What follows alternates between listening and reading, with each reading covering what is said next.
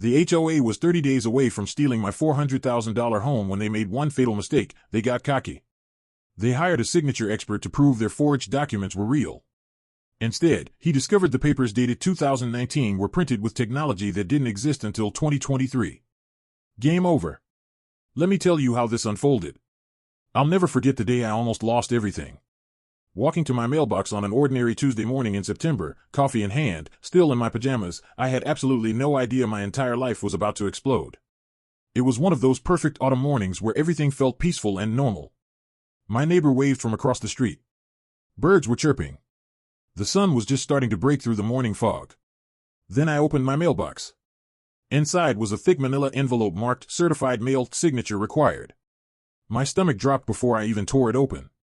You know that feeling when you just know something bad is coming? That's exactly what hit me.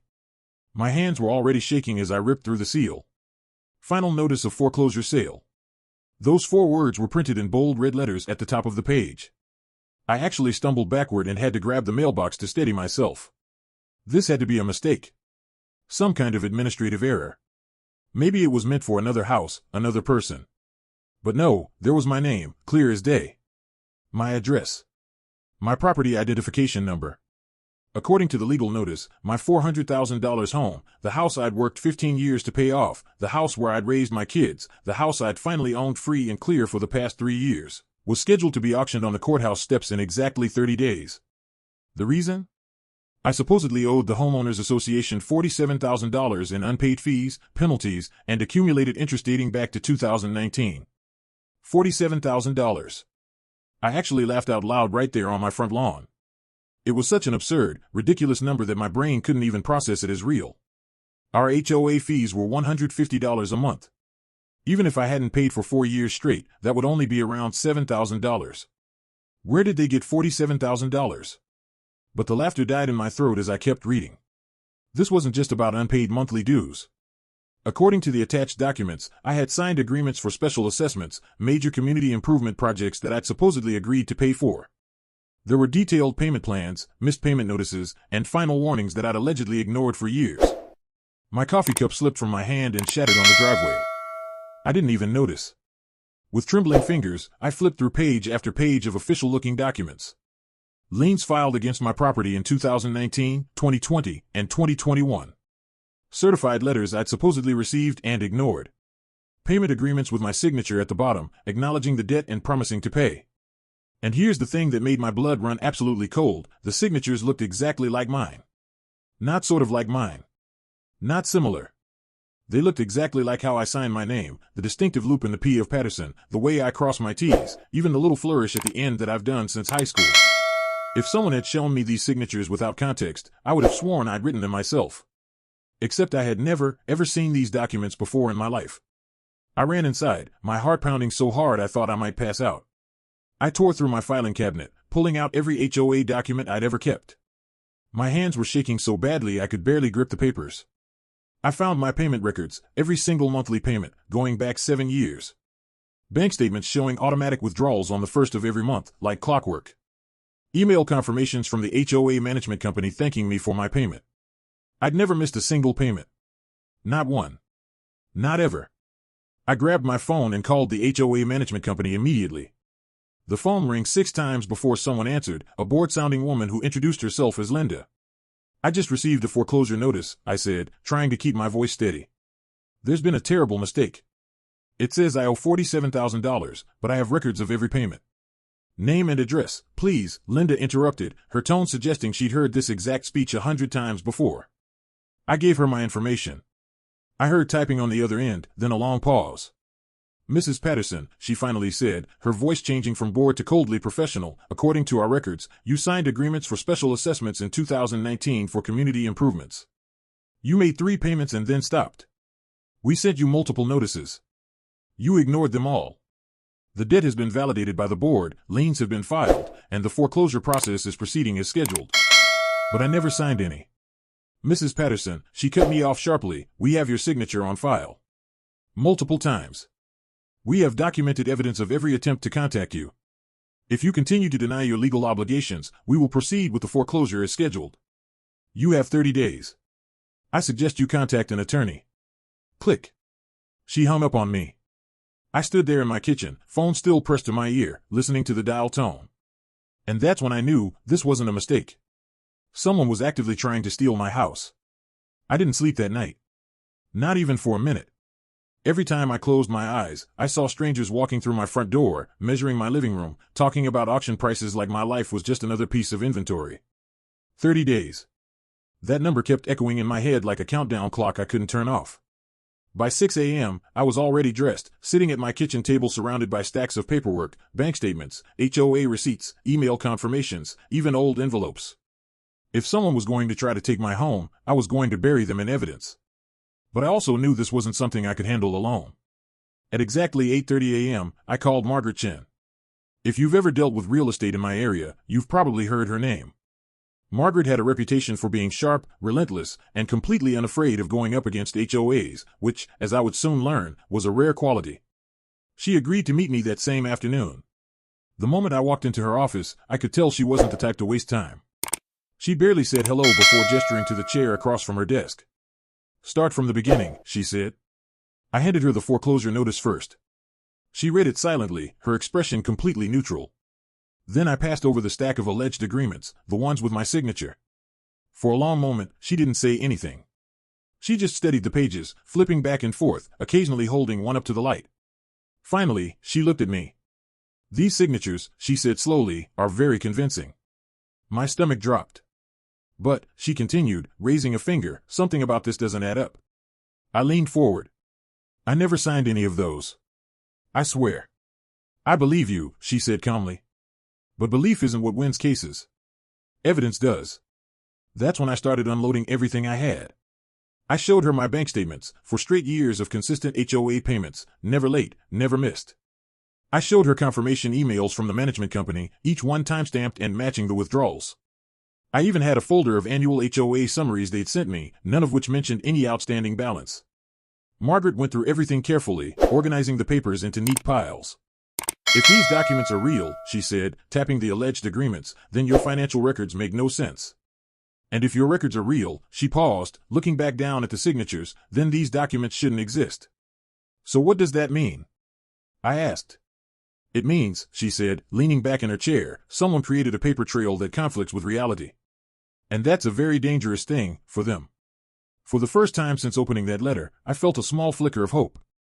But it didn't last long. Because the next part made everything even worse. Margaret started digging into the so-called special assessments listed in the documents. According to the HOA, I had agreed to pay for several major neighborhood upgrades, a full pool renovation, new security gates at both entrances, and extensive landscaping improvements. These aren't small projects, she said. We're talking tens of thousands of dollars. You're telling me you don't remember any of this? I would remember agreeing to spend that kind of money, I said. None of that even happened. Margaret raised an eyebrow. Are you sure? I live here, I said. The pool looks exactly the same as it did 5 years ago. There are no gates. And the landscaping, I gestured vaguely, is just bushes and grass. She didn't respond. She just picked up her phone. Over the next hour, she made a series of calls, contractors listed in the documents, vendors supposedly involved in the projects, even the city permit office. I sat there in silence, watching her expression change with each conversation. Confusion. Then skepticism. Then something sharper. When she finally hung up the last call, she looked at me with a completely different expression than before. They're lying, she said. My heart skipped. About what? About everything. She slid a notepad across the desk toward me. I just spoke to 3 contractors named in these agreements, she explained. One never worked with your HOA at all. One said the project was proposed but never approved. And the third, she shook her head slightly, said the job was canceled before it even started. I stared at her, trying to process it. So the projects either never happened, she interrupted, or never existed in the first place. A heavy silence filled the room. Then it hit me. They made it up, I said quietly. Margaret didn't soften it. It looks that way. I felt a chill run through my entire body. They created fake projects, attached fake costs, forged my signature, my voice started to shake. And turned it into a debt. And then used that debt, Margaret added, to justify foreclosing on your home. Saying it out loud made it real in a way nothing else had. This wasn't a misunderstanding. This wasn't a clerical error. This was a plan. And I was the target. So what do we do? I asked. Margaret didn't hesitate. We stopped them, she said. Immediately. That same day, she filed an emergency injunction to halt the foreclosure process. It was the legal equivalent of slamming on the brakes, forcing the court to pause everything until the dispute could be resolved. But there was a problem. A big one. 2 days later, we were standing in front of a judge, presenting our case. Margaret laid out the inconsistencies, the payment records, the missing projects. The judge listened carefully. Then he looked at me. "These are serious allegations," he said. "Forgery, fraud, attempted wrongful foreclosure. But the documents provided by the HOA do contain what appears to be your signature." My chest tightened. "Do you have definitive proof," he continued, "that these signatures are not yours?" I opened my mouth, but nothing came out. Because the truth was, we didn't. Not yet. The judge nodded slightly, as if expecting that answer. "Then this matter will require further examination," he said. "Including expert analysis."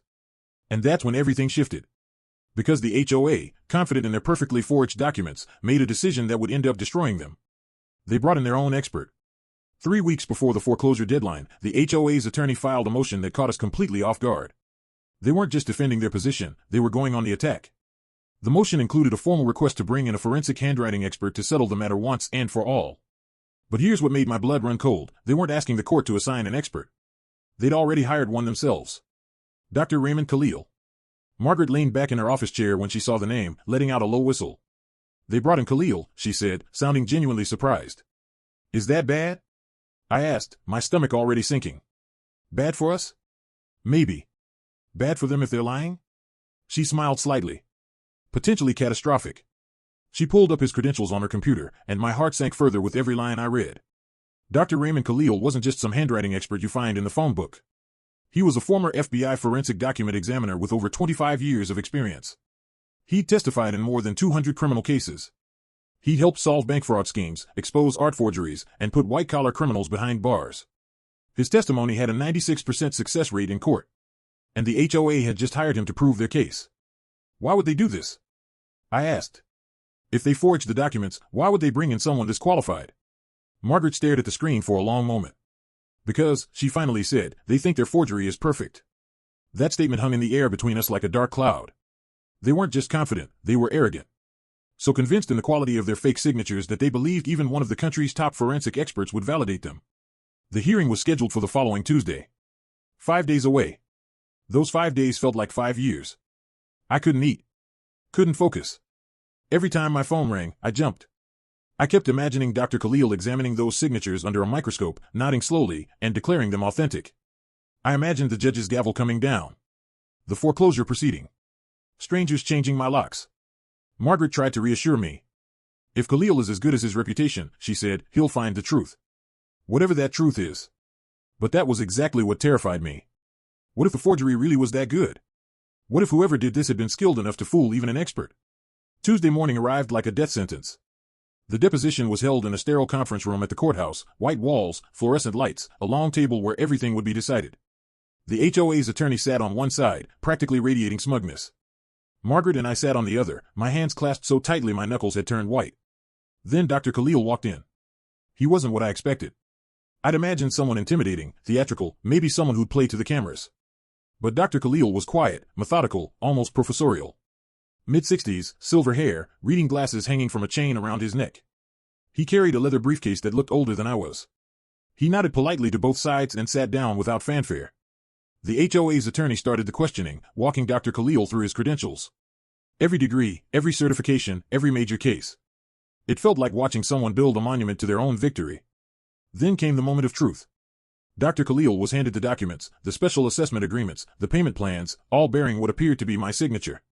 He put on his glasses and examined them in silence. The room was so quiet I could hear my own heartbeat.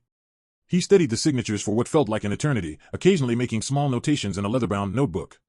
He compared them against known samples of my real signature that both sides had provided. Finally, the HOA's attorney leaned forward. "Dr. Khalil, in your expert opinion, are these signatures consistent with Mrs. Patterson's authenticated handwriting samples?" Dr. Khalil looked up slowly. "The handwriting characteristics," he said carefully, "show remarkable similarity. The letter formation, the slant, the pressure variations, all appear consistent with the provided exemplars." My heart stopped. The HOA attorney smiled. But then Dr. Khalil did something unexpected. He picked up one of the documents and held it up to the light, tilting it at different angles. His brow furrowed slightly. However, he continued, and that single word changed everything. Something about these documents concerns me. The smile vanished from the HOA attorney's face. What concerns you? Margaret asked, leaning forward. Dr. Khalil set the paper down and removed his glasses. The signatures may match Mrs. Patterson's writing style, he said, but the documents themselves feel inconsistent with their stated dates. What does that mean? The HOA attorney demanded, his confidence cracking. It means, Dr. Khalil said calmly, I need to conduct additional testing beyond simple handwriting analysis. I'd like to examine the physical properties of these documents, the paper composition, the ink chemistry, and the printing methodology. He looked at the judge's representative who was observing the deposition. I'm requesting permission to conduct UV light analysis and spectroscopic ink examination. The HOA attorney went pale. That won't be necessary, he said quickly. We hired you to verify the signatures, not to. With all due respect, Counselor, Dr. Khalil interrupted, his voice still perfectly calm but carrying an edge of steel. You hired me to determine the authenticity of these documents. And I cannot make a complete determination without examining all relevant factors. He picked up one of the papers again, running his finger along the edge. These documents are dated 2019, he continued. But the paper stock, the texture, even the weight, none of it feels consistent with that time frame. The room temperature seemed to drop 10 degrees. Margaret caught my eye across the table. For the first time since this nightmare began, I saw something in her expression that made me dare to hope. Dr. Khalil carefully placed all the documents into protective sleeves. I'll have my full analysis ready in 48 hours, he said. As he packed up his briefcase and left the room, I noticed something that gave me chills. The HOA attorney wasn't looking smug anymore. He was looking terrified. And for the first time, I understood why. They'd hired an expert to validate their lies, but instead, they'd handed their evidence to the one person who could expose the whole scheme. They just made the biggest mistake of their lives. The next 48 hours were the longest of my entire life. Margaret told me to go home, try to relax, and wait for Dr. Khalil's report. But how do you relax when your entire future is sitting in a forensic lab somewhere, being examined under microscopes and UV lights? I didn't relax. I paced. I cleaned my house top to bottom 3 times. I reorganized closets that didn't need organizing. Anything to keep my hands busy and my mind from spiraling into worst-case scenarios. On Thursday afternoon, my phone finally rang. It was Margaret, and I could hear something different in her voice immediately. Get to my office, she said. Now. Dr. Khalil just sent his report. And? My voice came out as barely a whisper. There was a pause that felt like an eternity. You're going to want to see this in person, she said. I broke every speed limit getting there. When I burst into Margaret's office 20 minutes later, she was sitting at her desk with her laptop open, staring at the screen with an expression I'd never seen before, something between shock and pure satisfaction. She turned the laptop toward me without saying a word. On the screen was Dr. Khalil's official forensic report. 37 pages of technical analysis, photographs, chemical breakdowns, and conclusions. I started reading, but the scientific terminology was overwhelming. Spectroscopic analysis, polymer composition, UV fluorescence patterns, it all blurred together. Margaret, I don't understand what I'm looking at, I said desperately. She smiled, a real, genuine smile that lit up her entire face. What you're looking at, she said slowly, is proof that the HOA just handed us a murder weapon with their fingerprints all over it. My heart started pounding. Dr. Khalil didn't just examine the signatures, she continued. He tested everything, the paper, the ink, the toner, even the microscopic fiber composition.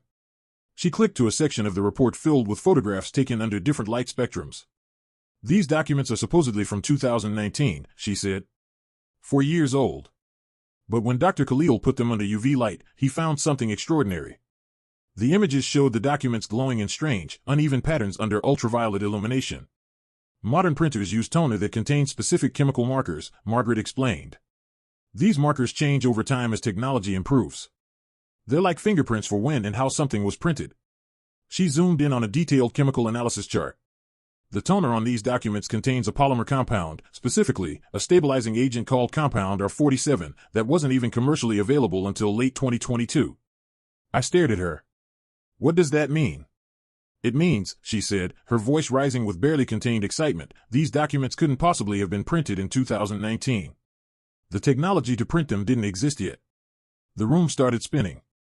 But that's not all, Margaret continued, clicking to another section. Dr. Khalil also analyzed the paper stock. She pulled up an image showing the paper under extreme magnification. You could see individual fibers like a woven fabric. This particular paper contains a security watermark technology that was introduced by the manufacturer in January 2023. He even contacted the manufacturer directly to confirm. This exact paper, with this exact watermark pattern, has only been available for about 1 year. My hand flew to my mouth. These documents, Margaret said, each word landing like a hammer, are at most 12 months old. They're not from 2019. They were created recently, probably within the last year. Oh my God, I whispered. And here's the part that destroys them completely, Margaret said, pulling up the final section of the report. It was an analysis of my signatures on the documents. Dr. Khalil confirmed what we suspected. These aren't real signatures at all. They're reproductions. She showed me microscopic images comparing a real signature I'd made with the ones on the forged documents. When you sign something by hand, the ink flows naturally. There are variations in pressure, slight hesitations, micro-adjustments. See these tiny characteristics? She pointed to the real signature. The ink pools slightly at the start of each stroke. The lines have natural variation. Then she switched to the forged signatures. Now look at these. The ink distribution is perfectly uniform. Too uniform. There's no pressure variation at all. These weren't written by a human hand, they were printed. I leaned closer, seeing it now. The forged signatures looked perfect, but in a way that was actually impossible for real handwriting. Someone obtained samples of your real signature, Margaret explained. Probably from legitimate HOA documents you actually did sign. They scanned them digitally, then used sophisticated software to reproduce them onto these fake documents. But why would they go through all this? I asked, though part of me already knew the answer. Margaret's expression hardened. Because they needed your house. Or more specifically, they needed the equity in your house. $400,000 is a lot of motivation. She pulled up another document, property records for my neighborhood. I did some digging after Dr. Khalil's report came in. In the past 2 years, 3 other homes in your community have gone through foreclosure proceedings. All for supposedly unpaid HOA fees. All settled quietly out of court. My stomach turned. You think they did this to other people? I think you're the first one who fought back, she said quietly. The weight of that statement hit me like a truck. How many families had they done this to? How many people had lost their homes to this scheme because they didn't have the resources to hire an attorney? Because they believed the system wouldn't work against forged documents that looked so convincing? What happens now? I asked. Margaret closed the laptop and looked at me with an expression of absolute certainty. Now, she said, we take this report to court. And we watch their entire world collapse. The emergency hearing was scheduled for the following Monday. The courtroom was more crowded than I expected. Word had apparently gotten out that something significant was happening. I spotted several neighbors in the gallery, a few local reporters, and even some people I didn't recognize. The HOA board members sat on the opposite side, the president, treasurer, and their property manager. For the first time, I could see fear in their eyes. They knew. Somehow, they already knew what was coming. The judge entered, and we all stood. Judge Patricia Morrison was known for being no-nonsense and having zero tolerance for courtroom theatrics. I've reviewed Dr. Khalil's forensic report, she said, settling into her seat and looking directly at the HOA's attorney. And I have some very serious questions. The attorney stood, visibly sweating despite the cool courtroom. Your Honor, if we could just... You'll speak when I ask you to speak, Judge Morrison cut him off sharply. Then she looked toward the back of the courtroom. Dr. Khalil, please approach. I hadn't even noticed him sitting in the back row. He stood, gathered his briefcase, and walked to the witness stand with the same calm, methodical demeanor he'd shown before. After being sworn in, Judge Morrison got straight to the point. Dr. Khalil, you were hired by the defendant HOA to verify the authenticity of certain documents. Is that correct? Yes, Your Honor. And what did you find? Dr. Khalil opened his briefcase and removed a bound copy of his report. Your Honor, I was initially asked to verify handwriting samples. The signatures in question showed remarkable similarity to Mrs. Patterson's authenticated handwriting. However, during my examination, I noticed irregularities in the documents themselves that prompted further investigation. He clicked a remote, and images appeared on the courtroom's display screen. These documents are dated 2019, but my analysis revealed they were created much more recently, likely within the past 12 months. The courtroom erupted in whispers. Judge Morrison's gavel came down hard. Order. Dr. Khalil continued, completely unfazed by the commotion. The printer toner contains chemical compounds not available until 2022. The paper stock includes watermark technology introduced in January 2023. And the signatures themselves, while visually similar to Mrs. Patterson's handwriting, are not handwritten at all, they're digital reproductions that were scanned and printed. He looked directly at the judge. In my professional opinion, these documents are sophisticated forgeries created using modern technology and backdated to manufacture a debt that never existed. The silence that followed was deafening. Judge Morrison turned slowly toward the HOA's table. "Counselor," she said, her voice dangerously quiet, "do you have any explanation for this?" The attorney stood frozen, his mouth opening and closing like a fish out of water. Behind him, the HOA president suddenly stood up and bolted for the courtroom door. "Bailiff!" Judge Morrison shouted. But he didn't make it 2 steps before a man in a dark suit blocked his path. "FBI," the man said, flashing his badge. "Nobody leaves." My eyes went wide. Margaret grabbed my arm, squeezing tight. There were FBI agents in the courtroom. Multiple ones, I now realized, scattered throughout the gallery. Judge Morrison stood. "This court is now suspended. All evidence is to be turned over to federal authorities immediately." She pointed her gavel at the HOA board members. "You 3 are not to leave this building." And just like that, everything exploded. The case that was supposed to be about my house, my signatures, my fight to keep my home, had just become a federal criminal investigation. Because Dr. Khalil's report hadn't just proven the documents were forged. It had exposed an entire criminal enterprise. And the expert they hired to save themselves had just become the witness who would destroy them all. The courtroom descended into controlled chaos. FBI agents moved swiftly, separating the HOA board members before they could speak to each other. The president who tried to run was now in handcuffs, sitting in the front row with an agent standing over him. The treasurer had gone completely pale, staring at the floor. Their property manager was crying, mascara running down her face. I sat there in stunned silence, trying to process what was happening. Margaret leaned over and whispered, "The FBI doesn't just show up to civil court hearings. They've been investigating this." "For how long?" I asked. "Long enough to be here today," she said, her eyes tracking the agents as they collected documents. "Someone must have tipped them off." Later, I would learn it wasn't just someone, it was Dr. Khalil himself. When he'd first discovered the forensic evidence of forgery, he'd recognized it wasn't just a civil dispute. The sophistication of the scheme, the systematic nature of the fraud, the dollar amounts involved, it all pointed to organized criminal activity. He'd contacted the FBI immediately, even before filing his official report. Dr. Khalil wasn't just an expert witness. He'd become a federal informant. And his testimony today wasn't just for the judge, it was the opening move in a federal prosecution. Over the next 3 weeks, the investigation unfolded like a nightmare for the HOA board, but like justice finally being served for people like me. The FBI forensic accountants tore through 5 years of HOA financial records. What they found was staggering. The scheme had been running since 2018, long before I became a target. Here's how it worked. The HOA board would identify homeowners with significant equity who they thought wouldn't fight back. Usually elderly residents, people going through divorces, or anyone who seemed vulnerable. They'd create fake special assessment projects that sounded legitimate, pool renovations, security upgrades, landscaping improvements. Then they'd forge the homeowner's signature on agreements to pay for these projects. Of course, the projects either never happened or cost a fraction of what they claimed. The board members would pocket the difference. When homeowners couldn't pay the fake debts, because they never agreed to them in the first place, the HOA would initiate foreclosure proceedings. Most people settled out of court, terrified of losing their homes. They'd drain their savings, take out loans, whatever it took to pay off debts they never actually owed. Those who couldn't pay, the HOA would foreclose, auction the property, and split the proceeds. The FBI identified 17 victims over 5 years. 17 families who'd been systematically defrauded out of their homes or their life savings. The total amount stolen? Just over $1.2 million. And I had been victim number 18. Except I was the first one who fought back hard enough to expose the whole operation. The federal charges came down like an avalanche. The HOA president, Richard Vance, faced 23 counts including wire fraud, mail fraud, forgery, conspiracy to commit theft, and racketeering. Yes, racketeering, the same charges they use against organized crime. The treasurer, Patricia Chen, no relation to my attorney, faced 18 counts. She'd been the one managing the fake financial records and creating the phantom invoices. The property manager, Susan Delgado, faced 12 counts.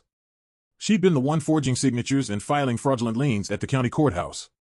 Their attorney, the smug one who'd been so confident in court, was disbarred and faced his own obstruction of justice charges for knowingly filing false documents. But the investigation didn't stop there. The FBI discovered the scheme had help from the outside. A county clerk who'd been accepting bribes to expedite fraudulent lien filings. An appraiser who'd been inflating property values to make the foreclosures more profitable. Even a local real estate investor who'd been buying the foreclosed homes at auction for pennies on the dollar, knowing exactly where they came from. The whole thing was a criminal network, and my case had blown it wide open. The trial took place 8 months later. I testified for nearly 4 hours, walking the jury through everything: the foreclosure notice, the forged signatures, the fake projects. But the star witness, the one who truly sealed the case, was Dr. Raymond Khalil. He presented his forensic analysis with the same calm precision he'd shown in his deposition. He explained the science in terms anyone could understand. He showed the jury UV light images, microscopic photographs, chemical analysis reports. When he was finished, there wasn't a single person in that courtroom who doubted what had happened. The defense tried to discredit him, suggesting he'd made errors or been biased. But Dr. Khalil was unshakable. He'd examined over 300 fraudulent documents across 17 cases.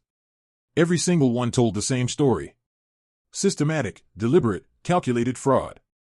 Susan Delgado got 6 years, though her sentence was slightly reduced because she cooperated with investigators and testified against the others. The county clerk got 5 years. The appraiser got 3. The real estate investor got 4 and was forced to return properties he'd purchased through the scheme. But the sentences were only part of the justice. The civil lawsuits came next, a tidal wave of them. Every single victim of the scheme, including me, filed suit against the HOA, the management company, and everyone involved. My settlement alone was $425,000, covering my legal fees, emotional distress, the value of my home, and punitive damages. But more importantly, my house was completely cleared of all fraudulent liens. The title was restored to perfect condition. I finally, truly owned my home free and clear. The HOA itself was dissolved entirely. The management company went bankrupt. And new laws were passed in our state requiring independent audits of HOA finances and third-party verification for any liens over $5,000. Today, 3 years later, I still live in that house. But I'm not the same person who opened that mailbox on that September morning. I'm stronger now. More aware. And I've made it my mission to help others. I've assisted 5 other families facing similar HOA fraud in different states. I've testified before state legislatures about HOA reform. I've even helped Dr. Khalil present at forensic science conferences about document fraud detection. The irony of the whole situation still amazes me. The HOA board was so confident in their forged documents, so certain they'd covered their tracks perfectly, that they voluntarily brought in one of the country's top forensic experts to validate their fraud. They literally handed the murder weapon to the detective. Dr. Khalil could have simply confirmed the signatures looked similar and walked away with his fee. Many experts might have done exactly that, stuck to their narrow assignment and ignored the bigger picture. But he didn't. He saw something wrong and dug deeper. He followed the evidence wherever it led, even when it complicated his own role in the case. He contacted federal authorities when he realized the scope of the crime. His integrity destroyed them. And his testimony ensured they couldn't escape justice. Sometimes I think about the HOA board members sitting in their prison cells, replaying their decisions. The moment they chose greed over honesty. The moment they thought they were smarter than everyone else. The moment they decided to hire an expert to prove their lies were truth. That single decision, born from arrogance, became their complete undoing. They tried to steal my $400,000 home with paperwork and forged signatures. Instead, they lost everything: their freedom, their money, their reputations, and years of their lives. All because they made one fatal mistake. They got cocky. And in the end, the expert they hired to bury me became the witness who buried them instead. My home is still standing. The deed has my name on it, my real signature, the one I actually wrote. And every time I walk through my front door, I'm reminded of something important. Truth has a way of coming to light. Sometimes it takes a forensic expert with a UV lamp and a commitment to integrity. Sometimes it takes one person willing to fight back when everyone expects you to give up. But it always, eventually, comes to light. They tried to steal my house. Instead, justice stole their freedom. And I'm still here.